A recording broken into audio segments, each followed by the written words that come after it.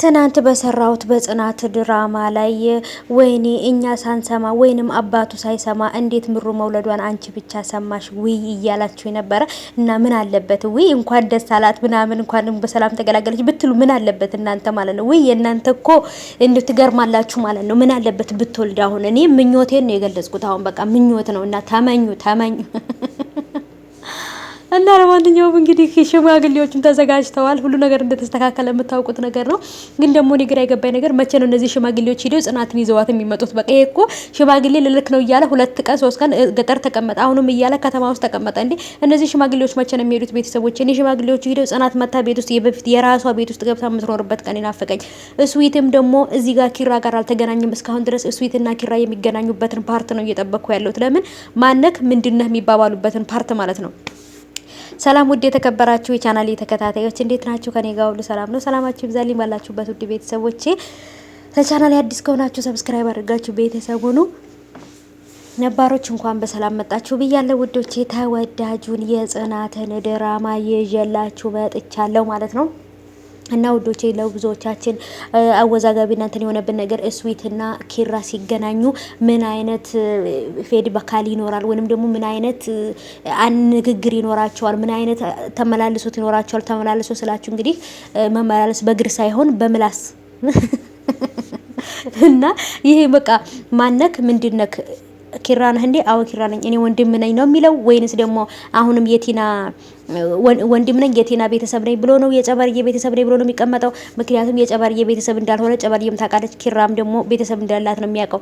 አንዲት ታማሚ እህት እንዳለቻትና ለሷ ብላ ሴተኛ ዳሪ እንደሆነች ቤተሰቦቿም ደግሞ በዚህ ስራዋ ሴተኛ ዳሪ በሆነችበት ስራዋ ቤተሰቦቿም እንደጣሏት እንደራቋት እናቷም እንትን እንደማትላት እንደማትፈልጋት ብዙ ነገር ነው ስለሷ የሚያውቀው እንጂ ዘመድ እንዳላት እዚህ ሀገር የሚጠይቃት ሰው እንዳለ ምናምን የሚያውቀው ነገር የለምና የቲና ቤተሰብ ነኝ ስላለ ብቻ ቤት ውስጥ ተቀብሎት ያኖረዋል ወይንስ መጨረሻ ላይ ልክ እንዳገኘው ኪራና አው ወንድምህ ነኝ እኔ አባትህ ልጅ ነኝ ምናምን ብሎ ይለዋል ወይንስ ምን ይፈጠራል?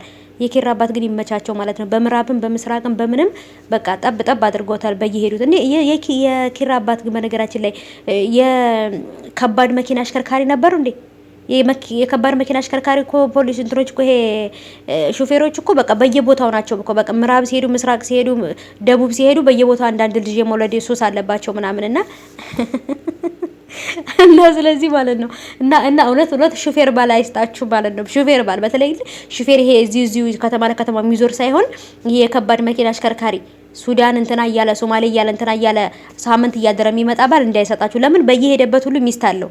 ብቻ ከባድ ነውና የኪራም አባት ደግሞ እንደዚህ የከባድ መኪና አሽከርካሪ ሳይሆኑ አይቀሩም። ብቻ ግን አልሙሂም ያማለ ኪራን የመሰለ ሸበላ ልጅ ለጽናት ሰጥተውልናል። ችግር የለውም ይኑሩ ማለት ነው።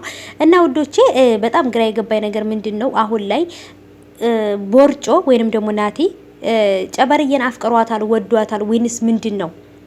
እያየሁት ያለሁት ነገር በጣም አወዛጋቢ ነገር ሆነብኝ ማለት ነው። ምክንያቱም እሷን በሚያናገራት ሰዓት ላይ የሚሰማው ስሜት አለ፣ የሚያደርገው ነገር አለ። በቃ ይሄ ነገር ነው እንትን ያለኝና ሰኒስ ደግሞ እስከ መቼ ነው ሰኒንስ እዚህ ቤት አስቀምጠው እንትን የሚሏት? አሁንማ እኮ የታገተችበት ቦታ ራሱ እኮ ቤቷ መሰላት እኮ ሰኒ ራሷ እኮ ለመደችው በቃ።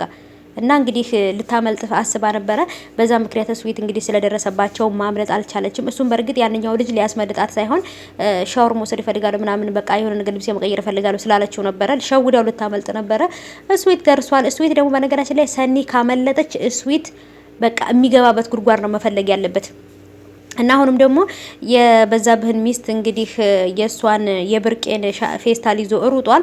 ብርቄም እዛ ቤት ነው ያለችው እነ ኪራ ቤት። አሁንም ደግሞ እንግዲህ ኪራ ራሱ ብርቄ ተከትላቸው አዲስ አበባ እንደገባች የሚያውቀው ታሪክ የለም። ለምን ይሄ ነገር ከሆነ ጽናትና የጽናት አባት አደጋ ላይ ናቸው። በዛብህ አይለቃቸውም። ከነሱ ጋር እንደሄደች ካወቀ በዛብህ ጽናትንና አባትየውን አይለቃቸውም። እና ስለዚህ ኪራም እንዴት ትመጣለች ብሎ ሌላ ችግር ሊፈጥር ይችላል። እስካሁን ድረስ ቤት ውስጥ እንዳለች አያውቅም። እንግዲህ ሽማግሌዎችም ተዘጋጅተዋል። መቼ እንደሚሄዱና መቼ ጽናትን ይዘውልን እንደሚመጡ ነው ማናቀው። ዛሬ ይለቀቃል። አዲስ ነገር አለ።